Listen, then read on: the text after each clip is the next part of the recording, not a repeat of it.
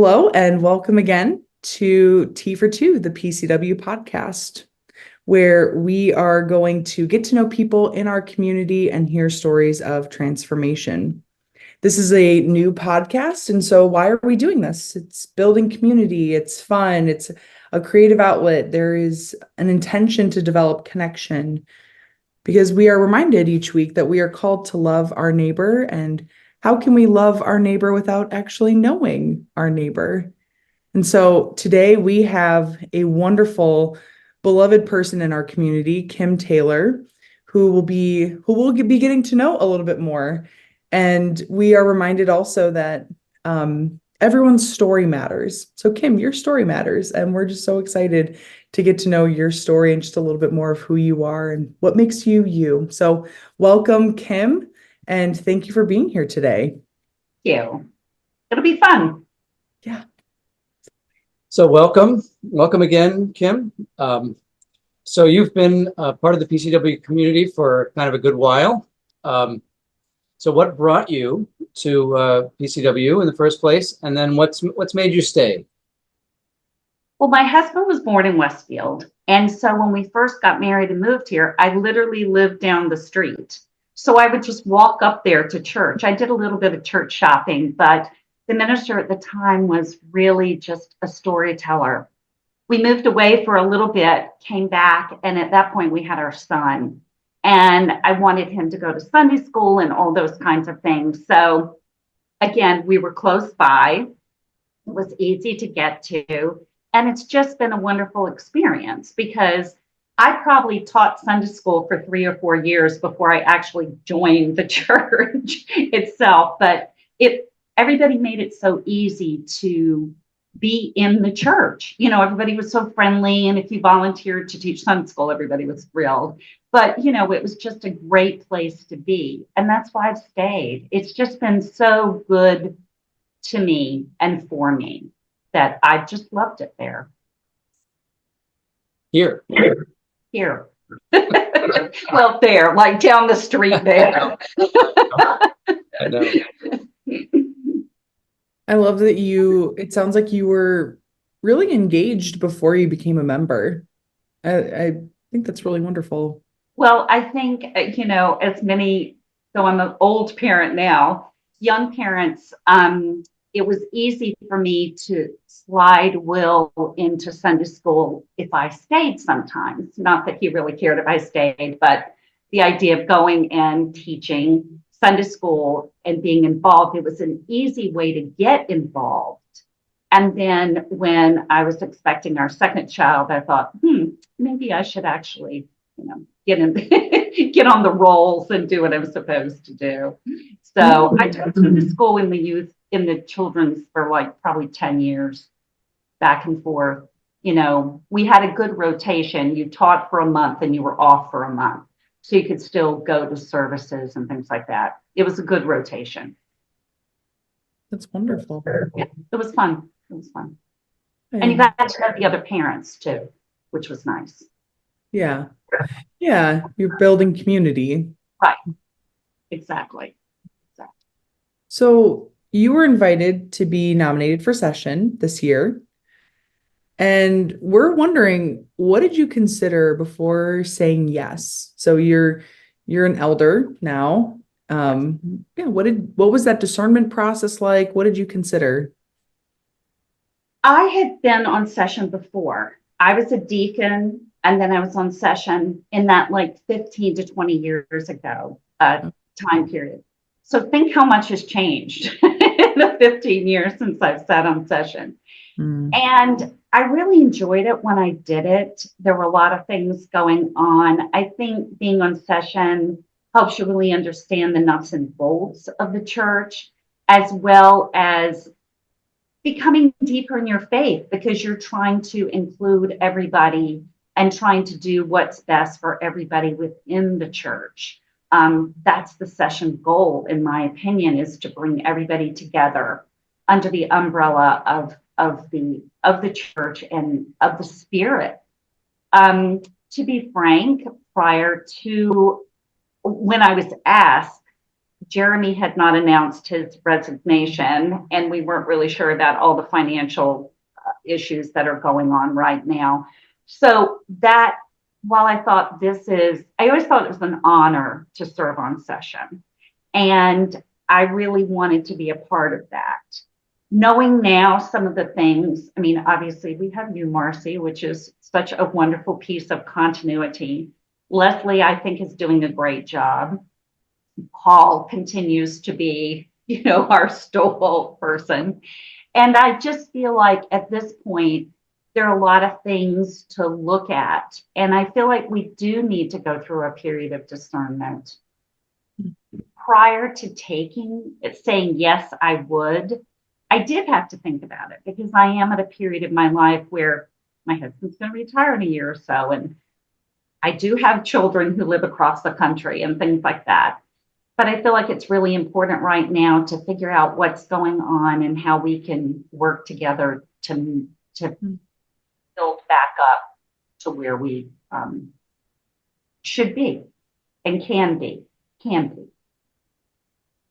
Paul always says when we're in choir, and I do love this, Paul always says, we don't worry about how many people are there because we are singing to the glory of God to those who are there, to those who are watching on live stream and things like that. So I feel like that's what we need to do. We need to be there and be present for the people who are there. If that brings in more people, that's great too. So, so is there anything, I mean, that was a pretty detailed answer, which is wonderful. So maybe we've obviated the need for the next question, but is there anything in particular that you look forward to in your role as an elder? I think part of it really is that there are several new people, younger people that I don't know.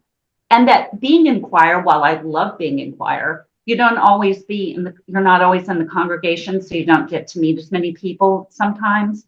And so I'm really looking forward to getting to know and work with some of the people who are actually newer to the church or younger than I, and see what they've got going on. Beautiful. And so this is sort of we're going to be shifting gears a little bit, but I think there could be a connection point of like getting to know younger people. You are a grandparent. Yay. Yay. I love it. And so as you've been, with your grandchildren, what do you hope we see as better than as as your grandchildren become adults, like what do you hope the world can be as you see your grandchildren grow? Do you think that in the future, as people continue to, in future generations, like what do you think, or what do you hope, I guess, like how do you hope the world could be better for your grandchildren?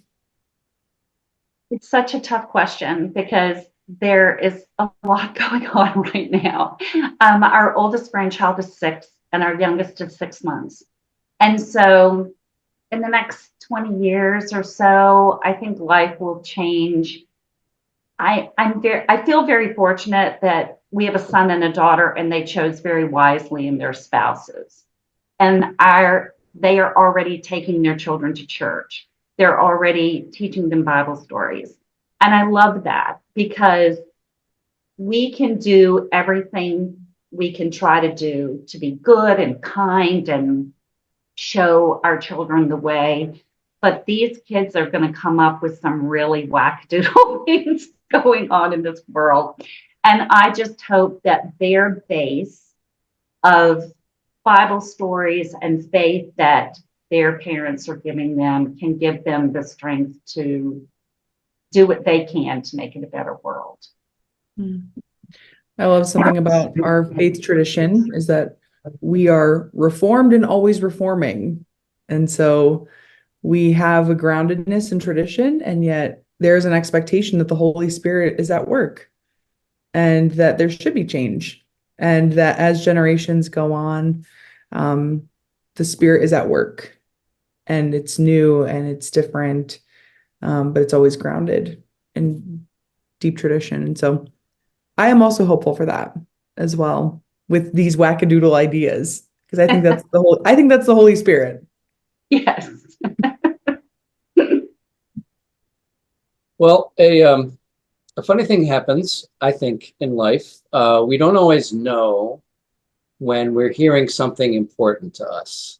We're in conversations, we have teachers, we're in workplaces, and someone will say something.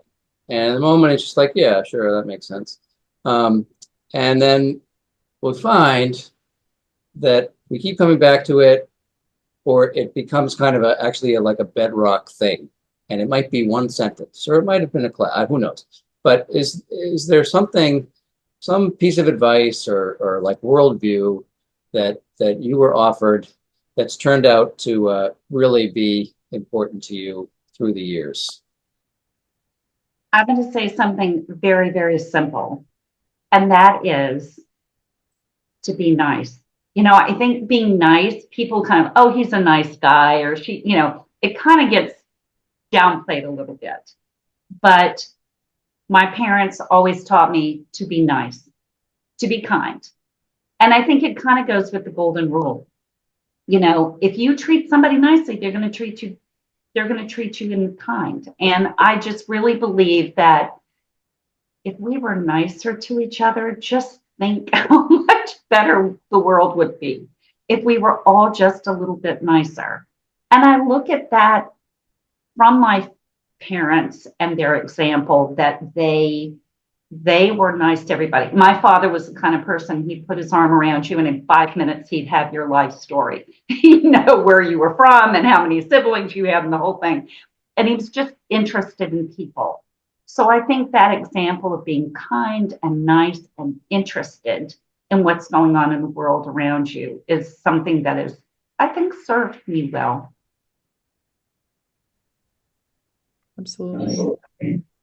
So simple, but so important. So simple. It's not, brain surgery. It's just kind of looking around at the world and seeing good. I think so often we look and we see all the bad stuff, but day to day, there's some pretty good stuff going on out there too. Yeah, absolutely. Well, we're going to be kind of shifting into a couple of maybe more playful questions. What's the last movie you saw or book you read? Sort of choose your own adventure for that question. I have to laugh because I don't watch a lot of movies, but I read a lot. I read a couple of books, like I'll read a couple of books in a week. Probably the last one that had kind of I love historical fiction, and it was a book called The Women by Kristen Hanna. And it was about women who were nurses during the Vietnam War. And it was kind of a heavy subject, but it was a very well done. When people came back from Vietnam, obviously the soldiers weren't treated very well, but some people went, there were no women over there. And the nurses were like, wait, no. So I do read a lot. I'm not reading War and Peace, but I am reading a lot of historical fiction, and I love, love, love to read. And so that's my pastime. Great, good book recommendation. Yeah. If you want to, you can come see me at the town bookstore. I work there part-time sometimes, so it's a good place to be. It's a good plug. It is a good place to be. I've been helped a great deal on a couple of occasions by you in the town bookstore. Mm-hmm. Shout out to one of our local establishments. Yes. And the 30s. Everybody should go. So we know that you go to church. We know that you sing in church. What's your favorite hymn? Probably, I saw that and I had to laugh because I have many favorite hymns, but probably one of my favorites is Praise Ye the Lord the Almighty. Anything that you can open up that organ, like How Great Thou Art, you can open up the organ and just really sing out about praise to God, I just love. And I love Joy to the World. I love all those Christmas hymns that are so beautiful. And but probably a funny story, praise ye the Lord. It was the 80s when Bill and I got married. We had a very large wedding party. And so the minister of music said, I've got a great hymn. I wanted to walk down the aisle to a hymn. And he said, I've got a great hymn. It's got 11-page intro. We'll get everybody down there and then you can go. I said, great. And it was Praise Ye the Lord the Almighty. So it holds a special place in my heart. Very nice. It's a great memory. It is. Great So hymns. Yeah, it's a great hymn. Absolutely.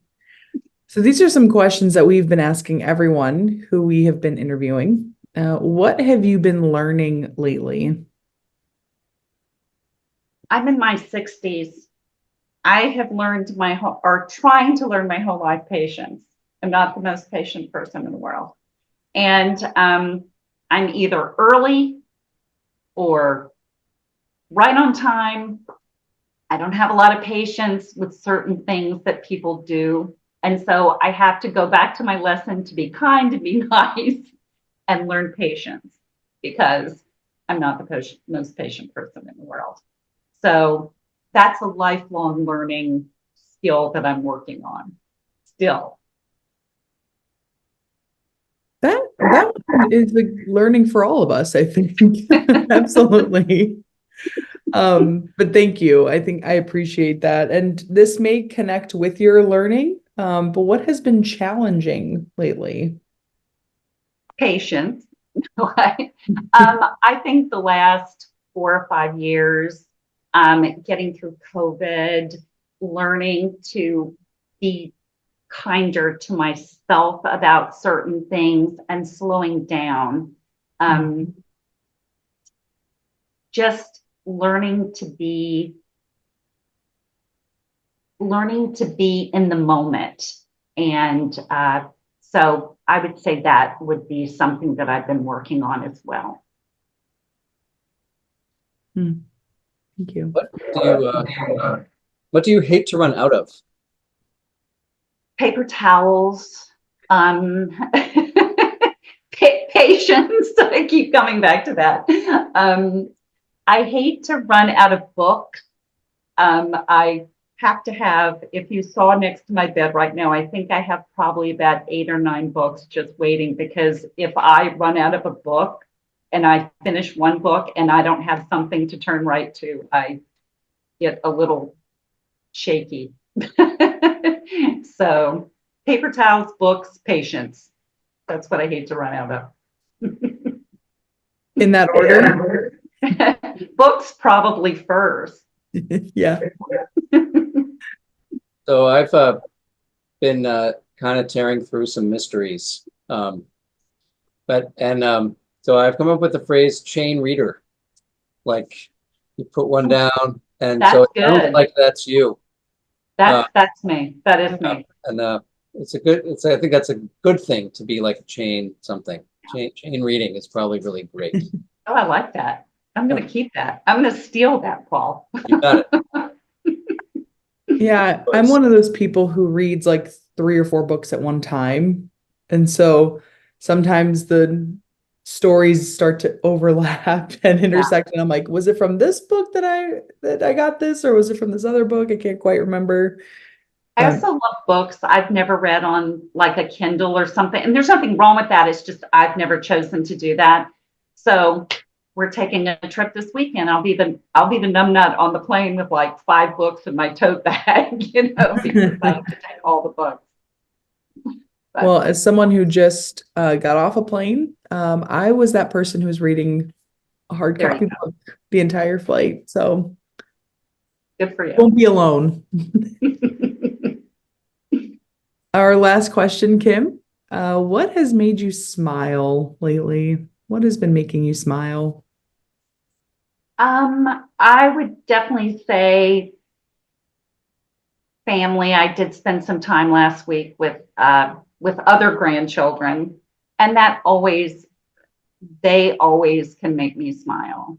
Going to church makes me smile because I see people that I don't necessarily come across during the week. I maybe only see them at church, and I enjoy their company. And going to choir and seeing those people, we consider that like our own little small group. And I miss my small group because we started that this year, and that's been a lot of fun. But I, generally, am in a pretty good mood. So a lot of things can make me smile.